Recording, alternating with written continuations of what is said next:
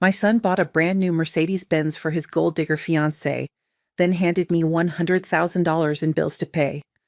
You've saved enough, it's time to help the family out, he said. I refused, so he sued me for $280K. But when I walked into court, the judge froze. Wait, you're... I'm glad to have you here.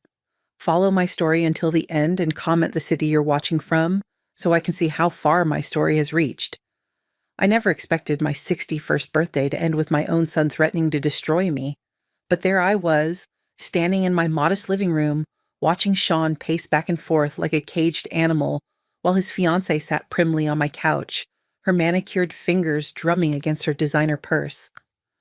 "Mom, you're being unreasonable," Sean said, his voice carrying that entitled tone I'd been hearing more frequently since he started dating Brittany. "We're not asking for charity here. We're family." I gripped my coffee mug tighter, the ceramic warm against my palms. The birthday cake I'd bought for myself sat untouched on the kitchen counter, its cheerful pink frosting now seeming almost mocking. "Sean, you're asking me for $100,000 to pay off a car loan, a car you bought for someone you've known for 8 months. Brittany's perfectly glossed lips curved into what might have been a smile on someone else, but on her looked more like a smirk. "Mrs. Patterson, I understand your concern, but Sean and I are building a future together. The Mercedes was an investment in our relationship." An investment? I almost laughed. The woman was 26 years old, had never held a job for more than 6 months, and somehow convinced my son to buy her a car worth more than most people's annual salary. I'd raised Sean to be smarter than this, but apparently a pretty face and batting eyelashes could override 3 decades of common sense. "Brittany," I said, keeping my voice level, "I worked 2 jobs for 15 years to put Sean through college. I've helped him with his rent, his credit card debt, and even his failed business ventures. But this is different." Sean stopped pacing and whirled around to face me. "Different how? Because you don't like Brittany?" "I don't know Brittany well enough to like or dislike her," I replied truthfully. "But I know manipulation when I see it." The temperature in the room seemed to drop 10 degrees. Brittany's expression hardened and something flickered in her eyes that made my instincts prickle. It was a look I recognized from my past, though Sean had no idea why I'd be able to read people so well.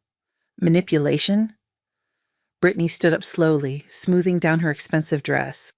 "Mrs. Patterson, I think you're projecting. Just because you've spent your life alone doesn't mean every woman is trying to take advantage of your son." The casual cruelty in her voice hit its mark, but I'd heard worse. Much worse. "I've been alone by choice, Brittany. There's a difference."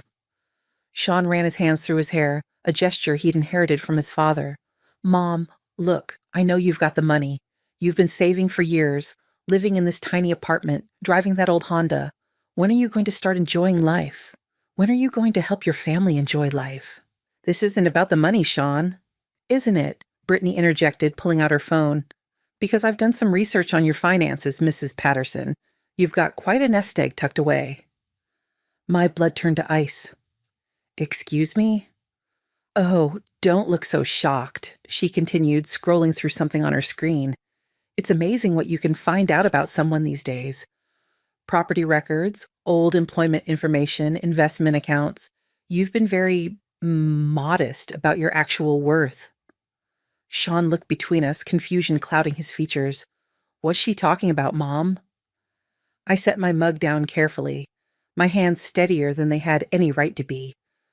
25 years of hiding, 25 years of careful anonymity, and this little gold digger thought she could waltz in and expose everything with a few internet searches. "Brittany," I said quietly, "I think you should be very careful about what you think you know." She laughed, a sound like breaking glass. "Oh, I know plenty. I know about your old job, your old life. I know why you really moved to this little nowhere town when Sean was 7. Very interesting reading." Sean's face had gone pale. "Mom? What is she talking about?" My chest tightened. I'd spent decades protecting him from the truth, building a simple life where he could grow up normal and safe. But apparently, the past had a way of finding you, no matter how far you ran or how well you hid. Sean, I began, but Brittany cut me off. She's talking about the fact that your mother isn't the poor, struggling single mom she's pretended to be, Brittany said, her voice dripping with false sympathy. She's talking about the fact that she's been lying to you your entire life. The silence that followed felt like standing on the edge of a cliff. Sean's eyes darted between me and Brittany, searching for answers I wasn't ready to give. Not like this. Not with her watching like a vulture waiting to pick clean the bones of our relationship. I think, I said slowly, standing up and moving toward the door, that this conversation is over. But Sean didn't move. No, I want answers. Brittany, what exactly did you find? She smiled then, and it was the coldest thing I'd seen in years. Let's just say your mother has some very interesting connections. People who might be surprised to learn where Joanne Patterson ended up. The name hit me like a physical blow, not because it was wrong, but because it was almost right. Close enough to terrify me, close enough to make me realize that this wasn't random curiosity. This was targeted. Get out, I whispered. Mom? Sean stepped toward me, concern, replacing confusion in his voice. What's going on? Why do you look like you've seen a ghost? Because I had. The ghost of a life I'd buried so deep I'd almost convinced myself it never existed. The ghost of decisions I'd made to keep us both safe. Decisions that had cost me everything I'd once been. Sean, I said, my voice stronger now. I need you both to leave. Now. We're not going anywhere until you write that check, Brittany said, crossing her arms. Not after what I know? And if I don't? Her smile widened. Then maybe it's time your son learned the truth about who his mother really is. And maybe some other people should know where to find you. The threat hung in the air between us like poison gas. Sean looked completely lost, caught between a woman he thought he loved and a mother he suddenly realized he might not know at all. You have 48 hours, Brittany continued, gathering her purse. $100,000, or I start making some very interesting phone calls. She headed for the door, then paused and looked back. Oh, and Mrs. Patterson? Don't even think about running again. Some people have very long memories. After they left, I stood alone in my living room, surrounded by the debris of my carefully constructed life. The birthday cake still sat on the counter, its cheerful message now seeming like a cruel joke. 61 years old, and my past had finally caught up with me. I walked to my bedroom and knelt beside the bed, reaching underneath to pull out a small metal box I hadn't opened in 15 years. Inside, wrapped in oilcloth, were documents that proved Brittany had only scratched the surface of who I really was. The question now was whether I was ready to become that person again, to protect my son from the consequences of my choices. Because Brittany had made one crucial mistake in her research. She'd found out about my past, but she had no idea what I was capable of in the present. The lawsuit papers arrived on a Tuesday morning, delivered by a courier who barely looked old enough to drive. I signed for them with hands that didn't shake, though inside I felt like I was falling through space. Patterson versus Patterson. My own son was suing me for $280,000. I sat at my kitchen table reading through the legal documents with the kind of careful attention I hadn't used in decades. The complaint alleged breach of familial financial obligation and emotional distress caused by parental neglect. Attached were bank statements that Brittany had somehow obtained, highlighting my savings and investments, painting me as a wealthy woman hoarding money while her son struggled. The struggling son who drove a 2-year-old BMW and lived in a downtown loft that cost more per month than most people's mortgages. My phone had been ringing all morning. I'd ignored the first 6 calls from Sean, but when my sister Margaret called from Phoenix, I knew the poison had started, spreading. Joanne, what in God's name is going on? Margaret's voice was sharp with worry. I just got off the phone with Sean. He's saying you refuse to help him and his fiancée, that you've been hiding money from him for years. I rubbed my temples, feeling a headache building behind my eyes. It's complicated, Maggie. Complicated? He's your son. He says he's taking you to court because you won't help pay for some car. Since when do you have the kind of money that would make this worth suing over? Since always, I wanted to say. Since before you knew me as the quiet single mother who moved to Millbrook with a 7-year-old boy and a story about escaping an abusive relationship. Since before I became Joanne Patterson, suburban nobody. I have some savings, I said instead. Some savings? Margaret's voice rose. Sean is talking about hundreds of thousands of dollars. Where did that money come from, Joanne? I closed my eyes. Even my own sister, the only family I had left besides Sean, didn't know the truth. I'd been so careful, so thorough in burying my past, that sometimes I almost forgot it myself. I have to go, Maggie. I'll call you later. Joanne, wait. I hung up and immediately dialed my lawyer's office. Patricia Hendricks had handled my divorce from Sean's father 28 years ago, back when she was a junior associate and I was still someone else. She was one of the few people who knew pieces of my real story, though not all of it. Patricia, it's Joanne Patterson. I need to see you today. Joanne? My God, it's been years. What's wrong? You sound terrible. My son is suing me. I need representation. There was a pause. Your son, Sean, the one you put through college? The same one. Can you see me this afternoon? Of course. Come in at 3. And Joanne? Bring whatever documentation you have. All of it. All of it. Patricia had no idea what she was asking for. After I hung up, I went back to the bedroom and pulled out the metal box again. This time, I spread everything on my bed, Social Security cards in 3 different names, birth certificates, driver's licenses, and employment records that told the story of a woman who had died on paper 25 years ago. Janet Morrison, private investigator specializing in corporate fraud and domestic surveillance, licensed in 4 states with commendations from 3 police departments. The woman who had saved the wrong person's life and ended up needing to disappear. I picked up the newspaper clipping I'd kept all these years, yellowed and fragile. Local PI instrumental in corruption case. There was my picture, younger, sharper, wearing a confidence I'd spent decades learning to hide. The article detailed how my investigation had brought down a city councilman who'd been taking bribes from construction companies. What the article didn't mention was that the councilman had powerful friends who didn't appreciate having their business, arrangements disrupted, friends who made it clear that Janet Morrison's continued existence was problematic. So, Janet Morrison died in a car accident, her body never recovered from the river, and 6 months later, Joanne Patterson moved to Millbrook with her son, a modest insurance settlement, and a determination to live quietly. The irony wasn't lost on me that Brittany thought she was so clever digging up information about Joanne Patterson. She had no idea she was threatening someone who had once made a living finding people who didn't want to be found. My phone buzzed with a text from Sean. Mom, call me. We need to talk before this gets worse. Before this gets worse, as if suing your own mother wasn't already rock bottom. I was about to respond when another text came through, this one from a number I didn't recognize. Joanne Patterson, or should I say Janet Morrison? Interesting how far you've fallen. Perhaps we should meet. My blood turned to ice. I stared at the message, reading it 3 times before my brain could process what I was seeing. Someone else knew. Someone besides Brittany had connected the dots between my current life and my past. The phone buzzed again. Coffee shop on Main Street.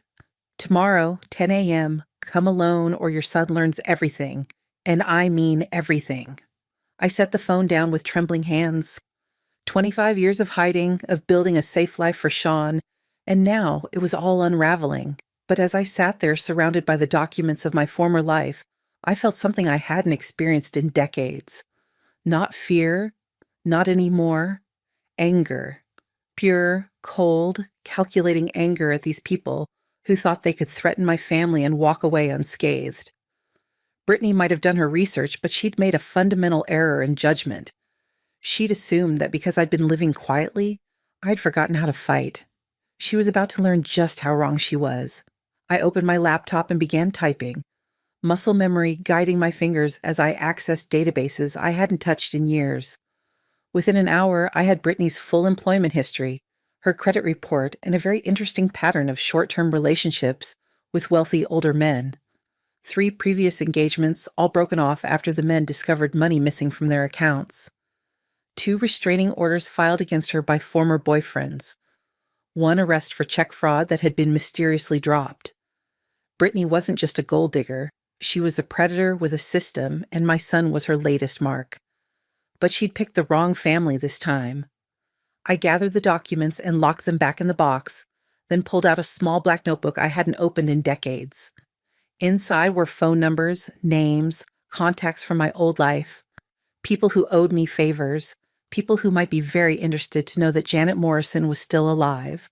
Because if Brittany wanted to play games with my past, she was about to discover that some ghosts were better left buried, and that some people were far more dangerous when you backed them into a corner. I looked at my reflection in the bedroom mirror and saw something I hadn't seen in 25 years. Not Joanne Patterson, the quiet single mother. Janet Morrison was staring back at me, and she was ready for war. The courthouse smelled like old wood and broken dreams. I sat in the hallway outside Courtroom B watching lawyers in expensive suits hurry past with their briefcases and their certainty. Patricia sat beside me, occasionally glancing at her watch and muttering about delays. Judge Morrison is running 20 minutes behind, she said, checking her phone. Traffic accident on the interstate backed everything up. Judge Morrison. The name meant nothing to Patricia, but it hit me like a freight train. David Morrison. It couldn't be the same person, could it? I pulled out my phone and searched for Judge David Morrison's Superior Court. The photo that loaded made my hands shake. Older, grayer, wearing the dignified bearing of a man who'd spent decades on the bench.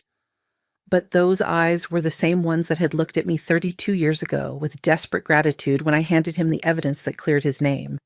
David Morrison, the young public defender I'd saved from a trumped-up bribery charge when I was just starting out as a private investigator. The man whose career I'd rescued by proving his accuser was lying, his evidence fabricated by the same corrupt officials I'd later bring down.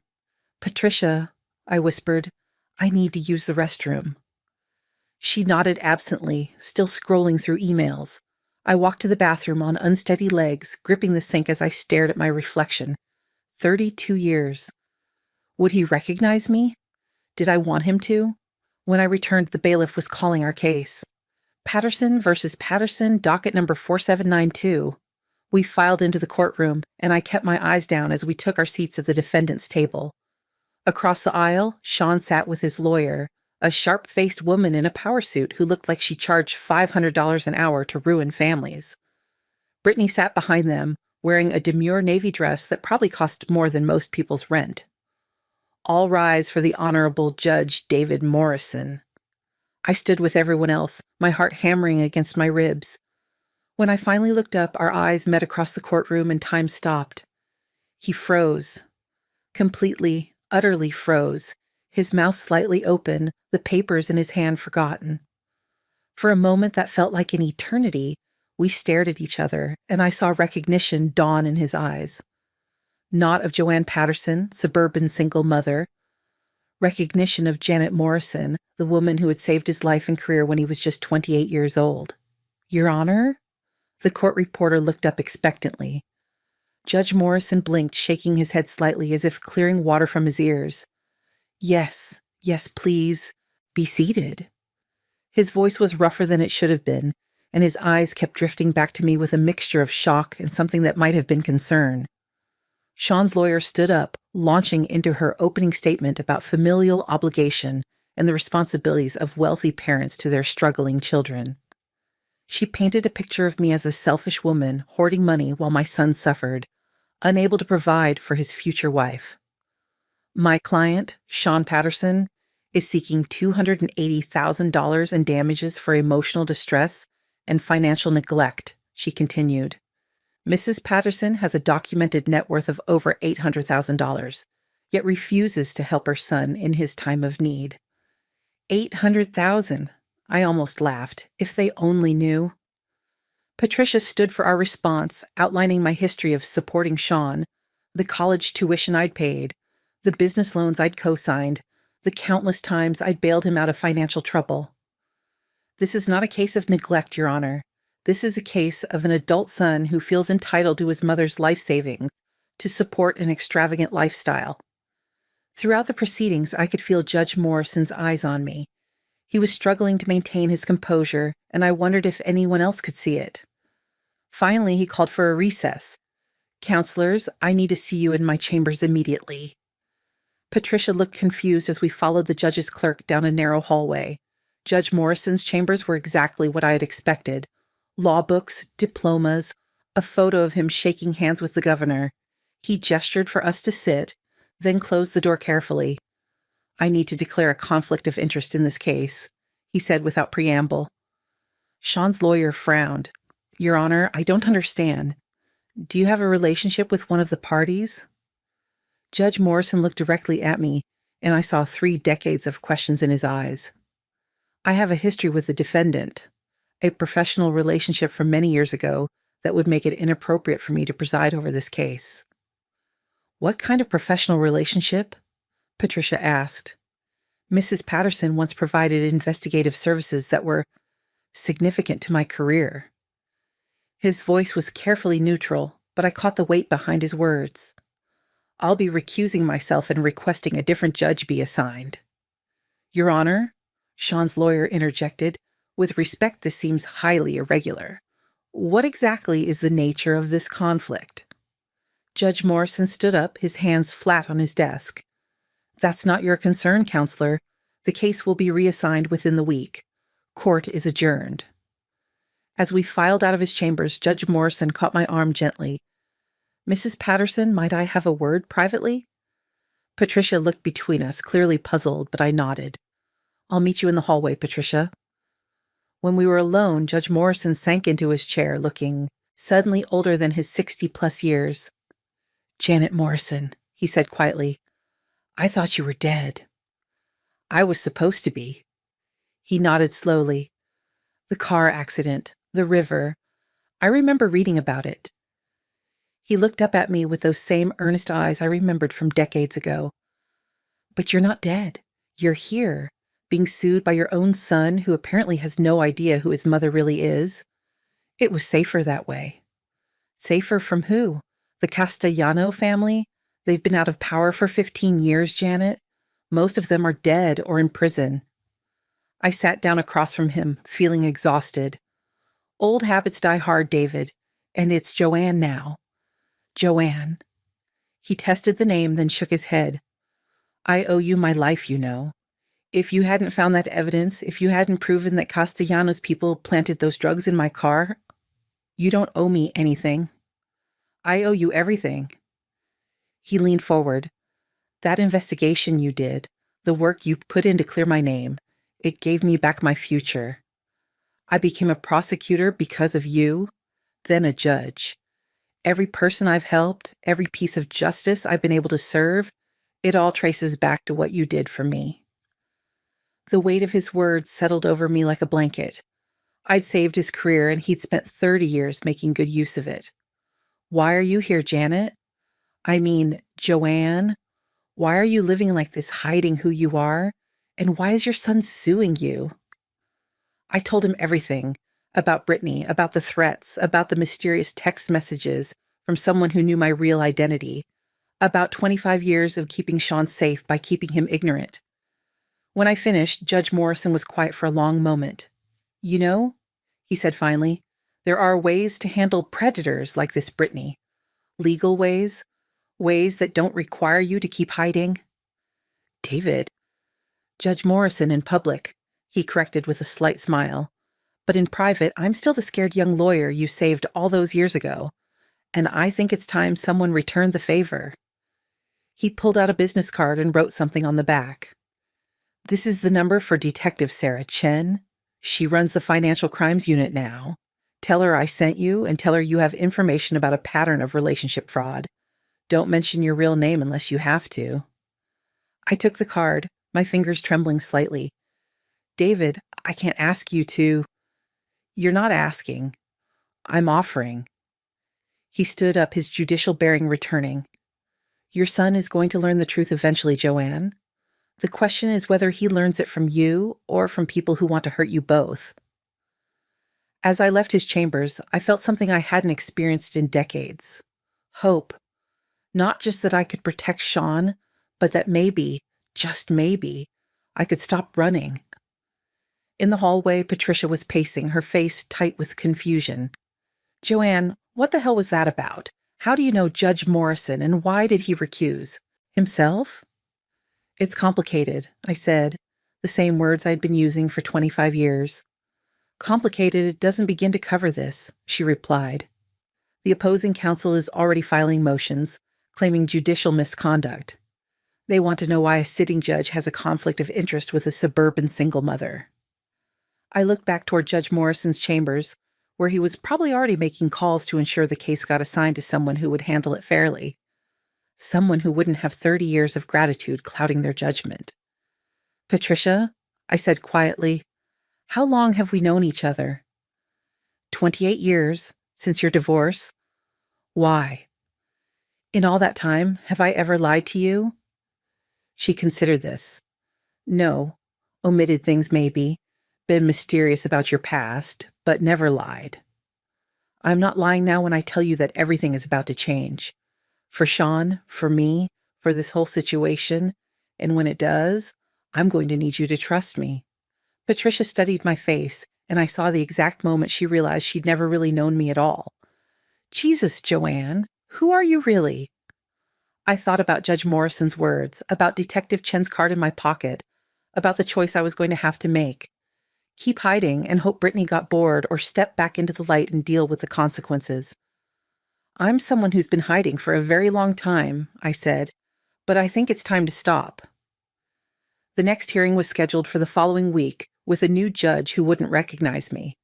But by then, if everything went according to plan, the person sitting at the defendant's table wouldn't be the same woman who'd walked into David Morrison's courtroom that morning.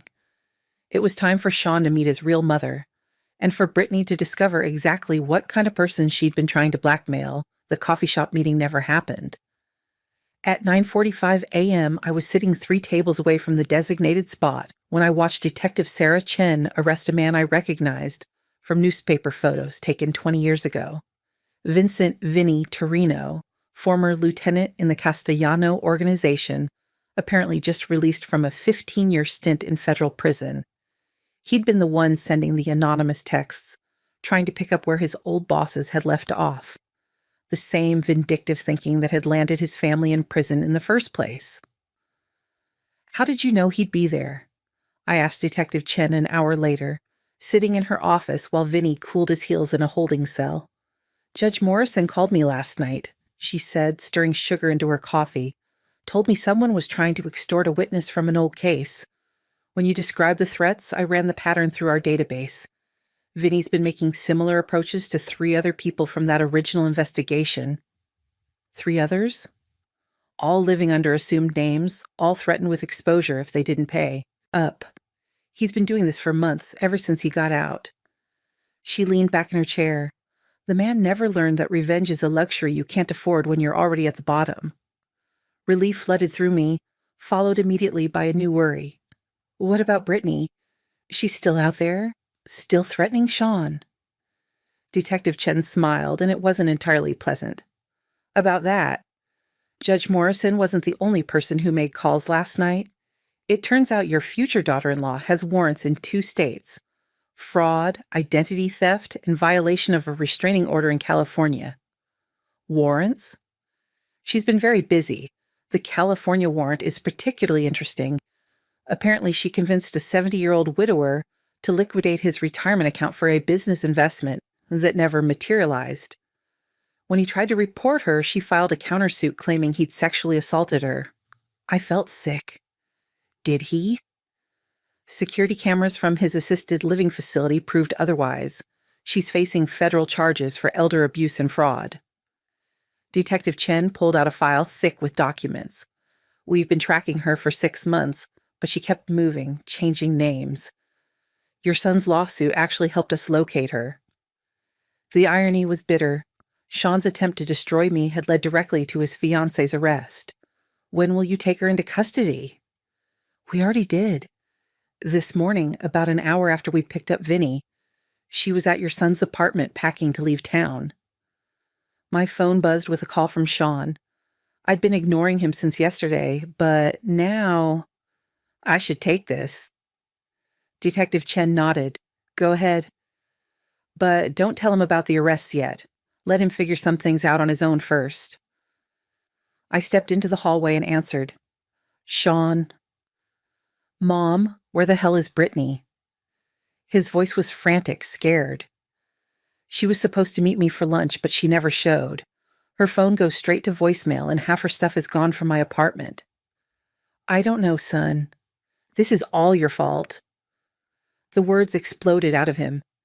If you just helped us, if you just written the damn check, none of this would be happening. I closed my eyes, feeling the weight of 25 years of lies pressing down on me. Sean, there are things you don't understand. Like what? Like how my own mother can watch me struggle and not lift a finger to help? Like how you can sit on hundreds of thousands of dollars while I'm getting sued by creditors? You're not getting sued by creditors. You're suing me. Because I have no choice. Because you won't. He stopped, and I heard him take a shaky breath. Mom, I found something in Brittany's things. Documents with your name on them, but not the right name. And pictures. Old pictures of you that looked nothing like how you look now. My heart stopped. What kind of documents? Employment records from something called Morrison Investigations and a newspaper clipping about some corruption case from before I was born. His voice got quieter. Mom, who is Janet Morrison? The question hung in the air between us like a bridge I'd been afraid to cross for his entire life. I could lie. I could deflect. I could keep protecting him from the truth. Or I could trust him with it. She's me, I said quietly. She was me. Silence. Then, what do you mean? I mean, Janet Morrison was my name before I became Joanne Patterson. Before I moved to Millbrook. Before I decided that keeping you safe was more important than being myself. I don't understand. I was a private investigator, Sean. A good one. I specialized in corporate fraud, corruption cases, domestic surveillance. I had a license, an office, employees. I was successful. But why did you change your name? Why did you give all that up? I leaned against the wall, feeling every one of my 61 years, because I saved the wrong person's life, and it almost got us both killed. I told him everything about the Castellano investigation, about Judge Morrison, about the threats that forced me underground, about the choice I had made to die on paper so he could live freely. When you were 7 years old, I said, 3 men came to our house in the middle of the night. They wanted me to recant my testimony, to say I'd lied about the evidence. When I refused, they made it clear that you were their next target. Jesus, Mom. So Janet Morrison died in a car accident that never happened, and Joanne Patterson moved to a quiet town where no one asked questions about a single mother with a fresh start. I gave up everything, my career, my identity, my life, to keep you safe. But why didn't you tell me? All these years, why didn't you? Because the best way to protect a secret is to never tell it. Because I wanted you to have a normal childhood, not one where you looked over your shoulder and jumped at shadows. Because I thought I could keep you safe forever by keeping you ignorant. The silence stretched so long I thought he'd hung up. Finally, the money, the savings you have, that's from before, isn't it? From when you were Janet Morrison. Some of it. I was careful, diversified, moved things around. Enough to disappear completely if I had to. $800,000. His voice was numb. Closer to 1.2 million, actually. Your lawyer's research wasn't very thorough. Another long pause. Brittany knew, didn't she? She knew who you really were. She found pieces. Enough to threaten me, but not enough to understand what she was threatening. And now she's gone. I walked back toward Detective Chen's office. Sean, I need you to come down to the police station. There are some things you need to know about Brittany. Things that have nothing to do with me or my past. What kind of things? The kind that are going to make you very grateful she's out of your life. An hour later, Sean sat, Across from Detective Chen's desk, his face cycling through disbelief, anger, and humiliation as she laid out Brittany's criminal history. The fake names, the previous victims, the pattern of targeting lonely or vulnerable men. She chose you specifically, Detective Chen explained. Did research on your family, found out about your mother's financial situation. The whole relationship was a setup from day one. Sean buried his face in his hands. I'm such an idiot. No, I said firmly. You're a trusting person who fell for a very skilled predator. There's a difference. But I sued you, Mom. I actually took you to court. He looked up at me with eyes red from shame. And all this time you were protecting me. You gave up everything to protect me, and I repaid you by trying to destroy you. You didn't know. I should have known. I should have trusted you. You've never let me down, not once in my entire life. And the first time some woman tells me you're the villain, I believe her. Detective Chen cleared her throat. If it helps, Mr. Patterson, you weren't the first son she's turned against his mother. The pattern is always the same. Isolate the victim from his support system, create financial pressure, then present herself as the solution. Will she go to prison? For a very long time. Federal charges carry serious sentences, especially for elder abuse. She handed Sean a business card. You'll need to testify, but the evidence is overwhelming. Your cooperation will help put her away permanently. As we walked out of the police station together, Sean stopped on the front steps. Mom, I need to ask you something, and I need you to be honest. Okay? Are you proud of me? I mean, before all this happened, before Brittany, before I became this entitled brat who sued his own mother, were you proud of the man I'd become? The question broke my heart. Sean, I have been proud of you every single day of your life. Even when you were making mistakes, even when you were hurting me, I never stopped being proud. You're kind, you're intelligent, you work hard. You just fell for someone who was very good at manipulation. I want to drop the lawsuit. I know. And I want to pay you back every penny you spent on me over the years, college, rent, the business loans. I know it's probably hundreds of thousands of dollars, but I want to make it right. I put my hand on his arm. That's not necessary. It is to me. He looked out at the parking lot where my old Honda sat next to his BMW. I've been thinking about what you said, about giving up your career to protect me. Do you ever regret it? I considered the question seriously. 25 years of hiding, of living smaller than I was, of watching from the sidelines while other people built the kind of career I'd given up. No, I said finally. I regret that it was necessary. I regret that there are people in this world who would threaten a child to get revenge on his mother. But I don't regret the choice. You were worth it. Sean wiped his eyes with the back of his hand. What happens now? Do you go back to being Janet Morrison? I don't know. I've been Joanne Patterson for so long, I'm not sure I remember how to be anyone else. Maybe you could be both. Joanne Patterson with Janet Morrison's skills? I looked at my son, really looked at him, and saw something I hadn't noticed before. He wasn't the naive boy who'd fallen for Brittany's schemes. The experience had changed him, aged him, given him a hard-earned wisdom about trusting the wrong people. Maybe I could, I said. But first, we have a lawsuit to dismiss and a relationship to rebuild. And Mom? He turned to face me fully. Next time someone threatens you, don't handle it alone. I may not be a private investigator, but I'm your son, and sons are supposed to protect their mothers too. For the first time in weeks, I smiled, really smiled. Janet Morrison had spent 30 years protecting everyone else. Maybe it was time to let someone protect her. 3 weeks after Brittany's arrest, I was sitting in Patricia's office signing the papers to dismiss Sean's lawsuit when she asked the question I'd been dreading. So what's the real story, Joanne? And don't give me any more mysterious non-answers. After 30 years, I think I've earned the truth. I set down the pen and looked at my lawyer, my friend, the woman who had helped me navigate my divorce when I was still pretending to be someone I wasn't. The real story is that I used to be very good at finding people who didn't want to be found. And sometimes the people you find don't appreciate being found. You were a private investigator, among other things. I pulled out my phone and showed her a news article I'd bookmarked. Remember the Castellano corruption scandal from the early 90s? The one that brought down half the city council? Patricia's eyes widened as she read. Janet Morrison, the investigator who broke the case wide open. She looked up at me, understanding dawning. That's you. That was me. Jesus Christ, Joanne.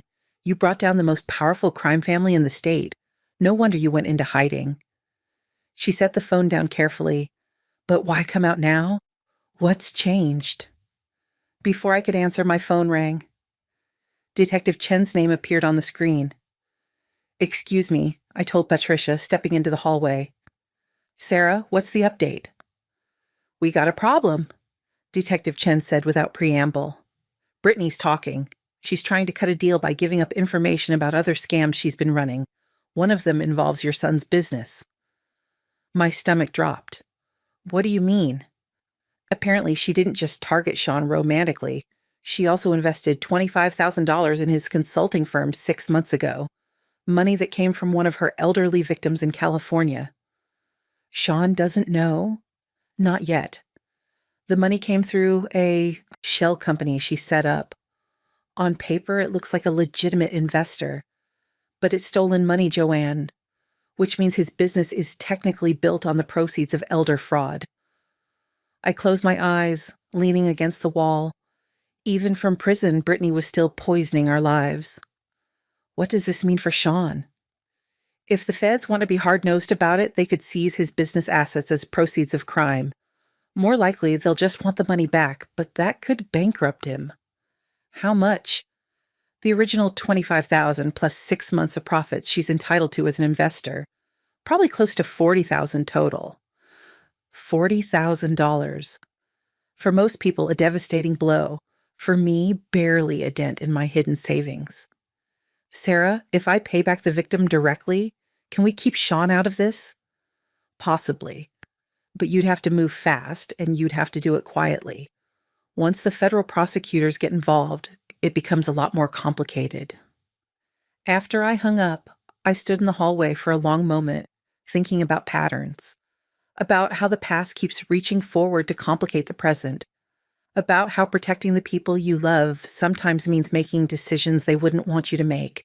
I went back into Patricia's office and told her about the call. So what are you going to do? She asked. What I always do, protect my son. By paying $40,000 to cover up his connection to a federal crime? By paying $40,000 to protect an innocent man from the consequences of trusting the wrong person? Patricia shook her head. You know, most mothers would tell their adult children about these things. Let them make their own decisions. Most mothers didn't spend 25 years learning that some knowledge is too dangerous to share. But even as I said it, I wondered if I was making the same mistake again. Sean had been angry when he discovered I'd hidden my past from him. How would he react if he found out I was still making unilateral decisions about his life? My phone buzzed with a text from him. Mom, can we have dinner tonight? I want to talk to you about something. Something in his tone worried me. I texted back. Of course. 7 p.m. at Marcello's. Actually, could you come to my apartment? I'm cooking. Sean hadn't cooked for me since college. Whatever he wanted to discuss, it was serious. I spent the afternoon handling Brittany's victim situation, making calls to Detective Chen, arranging for a wire transfer that would quietly repay the stolen money without involving Sean. By 6:30, I was standing outside his apartment building, holding a bottle of wine and wondering what new crisis was about to unfold. Sean answered the door, wearing an apron that said "Kiss the Cook," a Christmas gift from me 3 years ago that I'd never seen him use. The apartment smelled like garlic and herbs, and I could hear jazz playing softly in the background. This is nice, I said, looking around. He'd cleaned thoroughly, removed all traces of Brittany's presence, rearranged the furniture to make it feel like his space again. I wanted to do something for you, he said, taking my coat. After everything I put you through, the least I can do is make you a decent meal. We sat down to pasta with homemade sauce, salad, and bread that was clearly from the expensive bakery downtown. Sean poured wine and we ate in comfortable silence for a few minutes before he cleared his throat. Mom, I've been thinking about what you told me, about your past, about what you gave up. Sean, let me finish. He set down his fork. I've been thinking about it, and I have some questions. My chest tightened. Okay. Do you miss it? The work, I mean, being Janet Morrison. The question caught me off guard. Sometimes I was good at it. More than good. I did some research after you told me. Janet Morrison wasn't just any private investigator. You were considered one of the best in the business. Corporate fraud, missing persons, corruption cases. You had a 93% success rate. You researched me? I researched my mother. He smiled slightly. Both versions of her.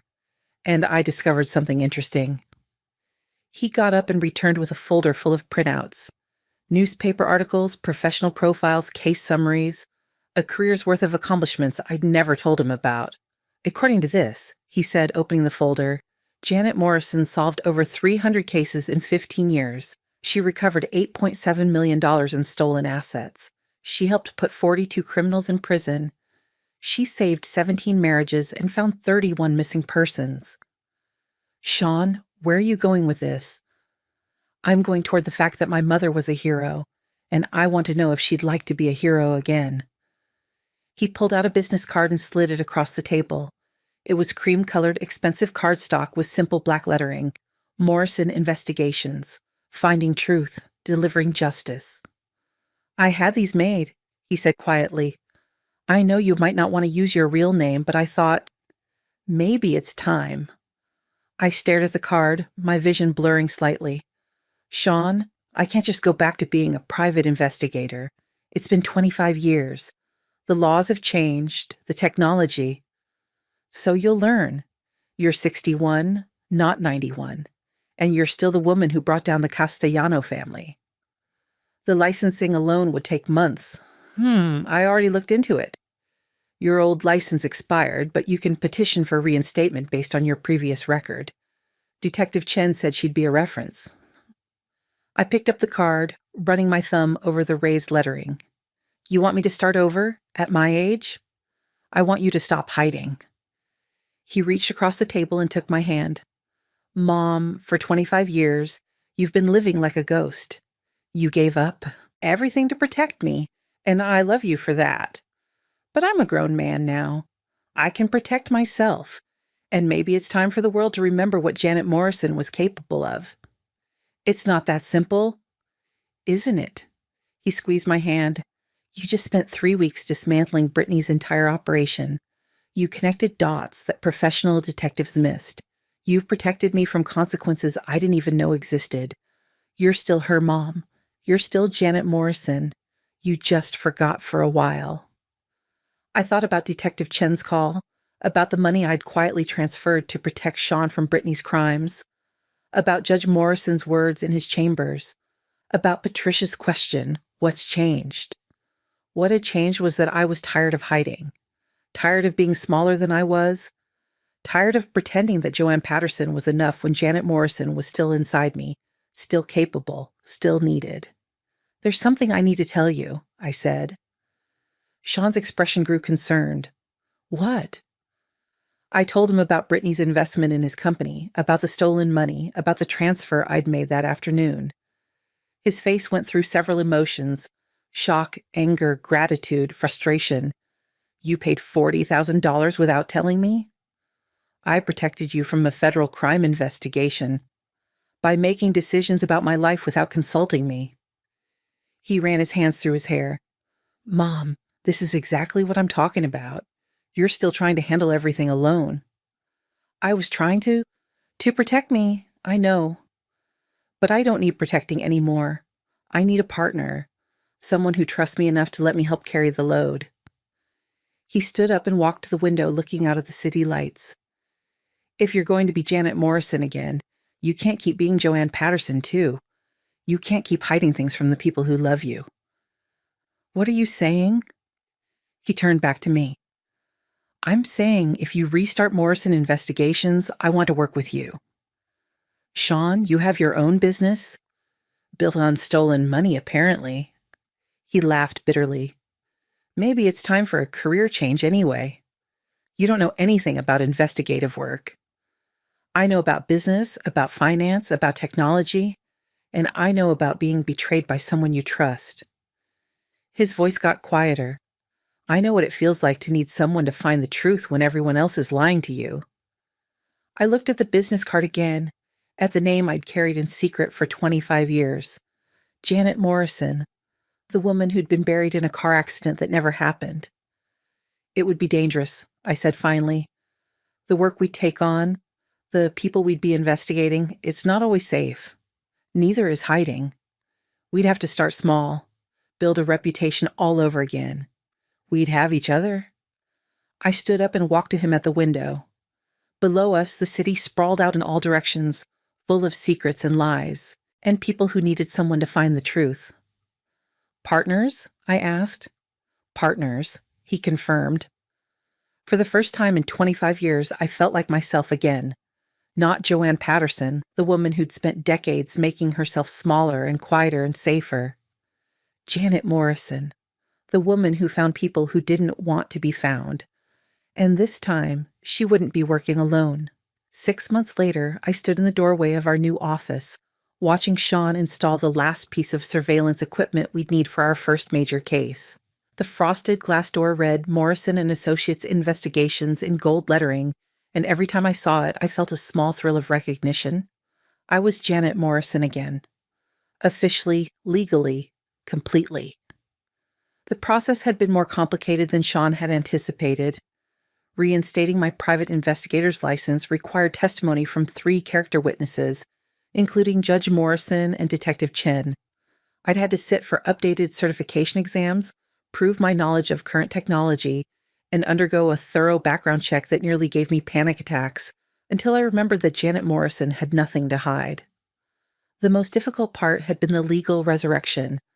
Changing my name back, updating Social Security records, dealing with banks and credit agencies that couldn't understand how someone could be legally dead for 25 years and then come back to life.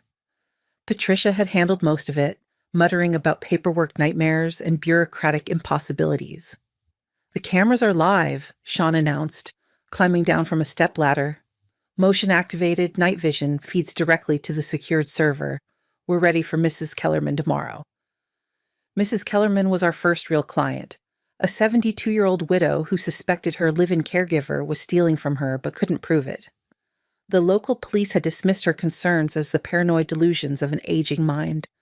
Her children thought she was developing dementia. But Mrs. Kellerman had tracked our activities through Detective Chen, who'd mentioned our services to victims of elder abuse. She'd driven 90 minutes to our office, sat across from my desk, and told her story with the clear, sharp intelligence of someone whose mind was perfectly intact. "They think I'm crazy," she said, "but I know what I know. Money is disappearing from my accounts. Jewelry is going missing. And that woman, Sandra, she thinks I'm too old and stupid to notice." It was exactly the kind of case Janet Morrison had always excelled at. The overlooked victim, the predator hiding in plain sight, the truth that everyone else was too busy or too biased to see. "Are you nervous?" Sean asked, packing away his tools. "About tomorrow?" "No, about being back in this business?" I considered the question. A little. The truth was, I felt more like myself than I had in decades. During the months of preparation as we'd set up the office and taken courses and rebuilt my credentials, I'd remembered why I'd loved this work. The puzzle of human behavior, the satisfaction of uncovering hidden truths, the justice of protecting people who couldn't protect themselves. But I was also 61 years old, working with technology that hadn't existed when I was last in the field. The learning curve had been steep, and there were moments when I'd wondered if I was too old to start over. "Mom," Sean said, using the tone that meant he had something serious to say, "I want you to know something." "What's that?" "These last 6 months, watching you become yourself again, it's been incredible. You're more confident, more engaged, more alive than I've ever seen you." I smiled, touching the nameplate on my desk. I forgot how good it felt to be good at something. You were always good at things. You just convinced yourself that being small was safer. It was safer. For you. But not for you. He sat down across from my desk in the chair where clients would sit. I've been thinking about that a lot. About how you spent 25 years making yourself smaller to protect me. And I realized something. What? You weren't just protecting me from physical danger. You were protecting me from guilt, from feeling responsible for the sacrifices you made. The observation was so insightful it took my breath away. Sean? But here's the thing, Mom. I am responsible. Not for your choices, those were yours to make, but for making sure they weren't wasted. For making sure that when you were ready to be yourself again, I was strong enough to stand beside you instead of behind you. I felt tears threatening and blinked them back. You've grown up. I had to. My partner expects excellence. My phone buzzed with a text from Detective Chen. Heads up. Brittany was sentenced today. 15 years federal, no parole. Thought you'd want to know? I showed Sean the message and he nodded grimly. Good. She won't be manipulating anyone else's family. Are you sorry about how everything happened with her? He considered this. I'm sorry it happened the way it did. I'm sorry she hurt you. I'm sorry I let her turn me against you. He paused. But I'm not sorry it led us here. To this. A knock on the door interrupted us. Through the frosted glass, I could see the silhouette of a woman. Our first walk-in client. Are you ready for this? Sean asked. I straightened my shoulders, feeling Janet Morrison settle into place like a familiar coat. I'm ready. The woman who entered was probably in her 40s, well-dressed but with the slightly frantic look of someone who'd been carrying a burden too long alone. She clutched a manila folder against her chest like armor. Morrison Investigations? She asked. That's right. I'm Janet Morrison, and this is my associate, Sean Patterson. How can we help you? She sat down, still gripping the folder. My name is Linda Hayes. My daughter disappeared 3 weeks ago. The words hit me like electricity. Missing persons cases had always been my specialty, and my success rate had been legendary. But they were also the most emotionally demanding, the most personal, the most likely to haunt you if you failed. Have you contacted the police? Sean asked. Of course. But Jessica is 23 and she left voluntarily. They say she's an adult with the right to disappear if she wants to, but she wouldn't just leave. Not without telling me. Not without a word. Linda opened the folder, revealing photographs, phone records, bank statements. Something happened to her, I know it. And the police won't listen because she's not a perfect victim. She's had problems with drugs, with bad relationships. They think she just ran off with some guy. But you don't think so, I said. I know so. Jessica was clean. She'd been sober for 8 months, had a job, was talking about going back to school. She was getting her life together. Linda's voice broke slightly. And now she's gone, and everyone acts like it's inevitable, like girls like Jessica are disposable. I looked at Sean, seeing my own thoughts reflected in his eyes. This was why we did this work. For the Linda Hayes of the world, the mothers whose children fell through the cracks because society had already written them off. We'll take the case, I said. Linda's shoulders sagged with relief. Thank you. The police detective gave me your name. Said if anyone could find Jessica, it would be Janet Morrison. After Linda left, Sean and I sat in our office as the sun set outside our window. 2 cases in one day. Mrs. Kellerman's theft investigation, and now Jessica Hayes' disappearance. You know, Sean said, I never asked you this before, but why did you become a private investigator in the first place?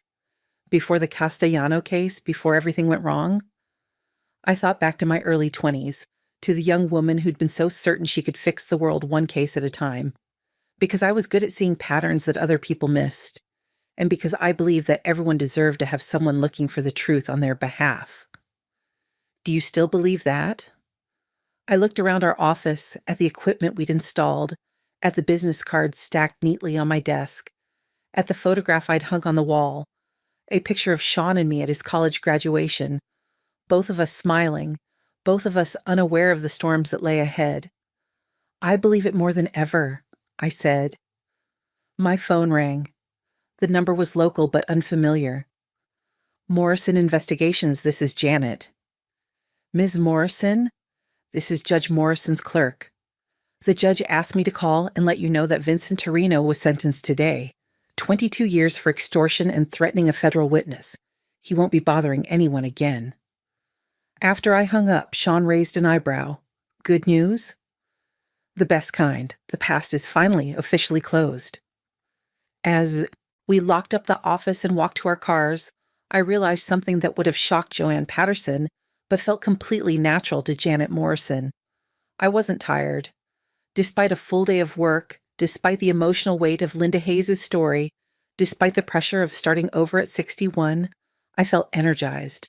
I felt like I could handle whatever walked through our door tomorrow.